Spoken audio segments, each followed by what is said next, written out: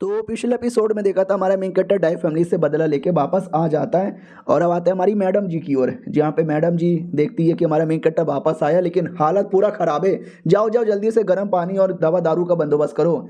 हमारा main character भी कहता है डाई किंगडम को बर्बाद करके आ रहे हैं, उसके चक्कर में थोड़ी सी हालत खराब हो रही है। मैडम जी भी कहती वट पूरा का पूरा का पूरा डाई किंगडम। हमारा मेन कैरेक्टर भी कहता है यहाँ देखना मैसेज आएगा खबर आएगा ये वो, थोड़ा शांत रहना, ज़्यादा हैरान मत होना, बाकी जो भी प्रॉब्लम होगा ऊपर ऊपर से तुम देख लेना, इतना तो कर सकती हो ना मेरी जान, मेरी बाबू, मेरी सोना। वो भी शर्मा जाती, कह रहे एक बार में इतनी तारीफ मत करो। सुन के अजीब यहाँ पे लगता है। फिर हमारा मेन कैरेक्टर बुड्ढे के साथ नहा रहा था और कहता वही है, नहाने धोने का मजे कुछ और है, काफ़ी गंदगी वंदगी यहाँ पे हो गई थी।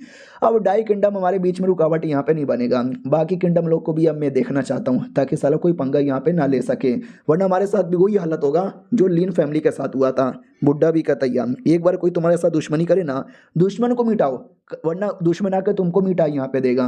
बाय द वे हमें किसी और को भी अपने टीम में लेना चाहिए। हमारा मेन कैरेक्टर भी कहता ना हम दोनों ही काफ़ी है। अब आते डाई फैमिली के लीडर के बेटे की ओर। वो जिंदा था क्योंकि वो किंगडम में था ही नहीं, जैसे किंगडम में आता है सब कुछ बर्बाद देखकर, अपने बाप को मरे हुआ देखकर गुस्से में आता है। इसको मालूम था हमारे मेन कैरेक्टर के अलावा किसी में दम ही नहीं है जो किंगडम में घुस के किंगडम को इतना खत्म कर सके। यानी वांग शेंग का बच्चा तू वेट कर, मैं आ रहा हूँ अपने किंगडम प्लस अपने बाप का बदला लेने के लिए। उतने में पीछे से आता है, एक लड़की आती है और कहती है अरे नाराज यहाँ पे मत होइए, मैं हमेशा यहाँ पर हूँ, रो लीजिए जितना रोना है, ये बदला हम लेके रहेंगे, हमेशा के लिए हम साथ में रहेंगे, बदला लेने में हेल्प करेंगे। अब आते हैं हमारे मेन कैरेक्टर की ओर। बीबी भी कहती है ओके ठीक है, तो शायद फैमिली वालों ने कुछ तो भेजा है, बताओ क्या भेजा है। बोला भी जाता उन्होंने 300 मिलियन सोना यहाँ पे भेजा है, माफ़ी भी मांगा है पहले जो उन्होंने अटैक किया तो उस चीज़ को लेकर। हमारा मेन कैरेक्टर भी कहता हाँ सबकी फट गई है, मैं उन पे अटैक ना करूँ इसके लिए सब माफ़ी मांग रहे। लड़की भी कहती और नहीं तो क्या यार, किसी को ये नहीं मालूम कन्फर्म कि तुमने मारा है, लेकिन अंदर ही अंदर सबको पता है कि तुमने मारा है, तो सबकी फट यहाँ पे रही है, उसके लिए लोग प्रॉब्लम दे रहे हैं। बाय द वे ये जो अपना होता है ना कॉन्सर्ट, सॉन्ग फैमिली वाले भी आ रहे हैं। हमारा मेन कैरेक्टर भी कहता है सॉन्ग सॉन्ग सॉन्ग भी आने वाली है क्या, किधर है किधर है। तो कमरे के अंदर थी, हमारा मेन कैरेक्टर भी आता है लो सॉन्ग, एक सेकेंड, कमरे के अंदर सॉन्ग यहाँ पे कहाँ से आएगी मैं फालतू में प्रॉब्लम ले रहा हूँ। तभी सॉन्ग दूसरे कमरे से आती है और कहती है अरे कौन हो बे, क्या कर रहे हो, दरवाजा क्यों पटक रहे हो। और मर्दों का कपड़ा उसने पहना था ताकि कोई मुझे पहचाने ना। हमारा मेन कैरेक्टर पहचान लेता है और हंसी आ जाती है कि वो भी कहता क्या हुआ, मुझे ऐसा घूर घूर के क्यों देखे जा रहे हो, मैं मर्दों में इंटरेस्ट है क्या। तो हमारा मेन कैरेक्टर गोद में उठा लेता है। वो भी कहता अरे अबे क्या कर रहे हो क्या कर रहे हो। हमारा मेन कैरेक्टर भी कहता क्या कर रहा हूँ, नाटक मत करो तुम्हारी लेने आया हूँ। वो भी कहती छी थू गंदे आदमी, मुंह बंद करो। तो अंदर लेकर आता है, वो अपने कपड़े उतारती है और कहती यार मैं तो इतने अच्छे से मर्द बनी थी, फिर तुमने मुझे कैसे पहचान लिया। हमारा मेन कैरेक्टर भी कहता तू मेरी यहाँ पर है, तू कपड़ों के साथ आ जाए, दूसरे कपड़ों में आ जाए या बिना कपड़ों का आ जाए, मैं तो पहचान ही लूँगा। वो भी कहता अरे यार तुम तो बड़े मतलब ठरकी टाइप के आदमी यहाँ पे लग रहे हो, मुझे आना पड़ता तो लड़का बन के ही आना पड़ा क्योंकि वरना कोई देख लेता पहचान लेता तो प्रॉब्लम हो जाता। हमारा मेन कैरेक्टर भी कहता वो सब छोड़ो आ जाओ, एक किस दे दो, किसिंग ले लेता है और कहती बस अब चालू पढ़ते हैं। हाँ तो सोचो भाई उनके बीच में क्या हुआ होगा, उन्होंने गिल्ली डंडा खेला था, बस उसमें हमारे मेन कैरेक्टर ने अपना डंडा यूज़ किया था, you know what I mean.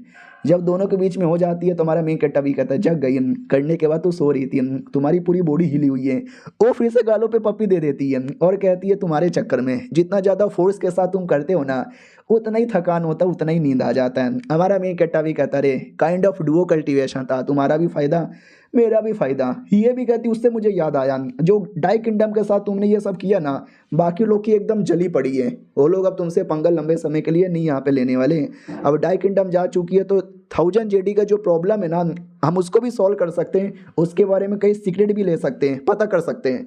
हमारा मेन कैरेक्टर भी कहता ले ये सब चीज़ के बारे में टेंशन मुझे लेना चाहिए था, मैं तो सोच भी नहीं रहा, तुम फालतू में टेंशन यहाँ पे ले रही हो। अरे टेंशन ना लो, हम सब कुछ यहाँ पे कर लेंगे, अच्छे से कर लेंगे, तुम डरो मत, और एक और राउंड हो जाए। वो भी कहती व्हाट और कितना यहाँ पे करना है, काट लूंगी मैं तुमको, जाओ यहाँ से और वापस मत आना, 1 महीने से पहले मत मिलना।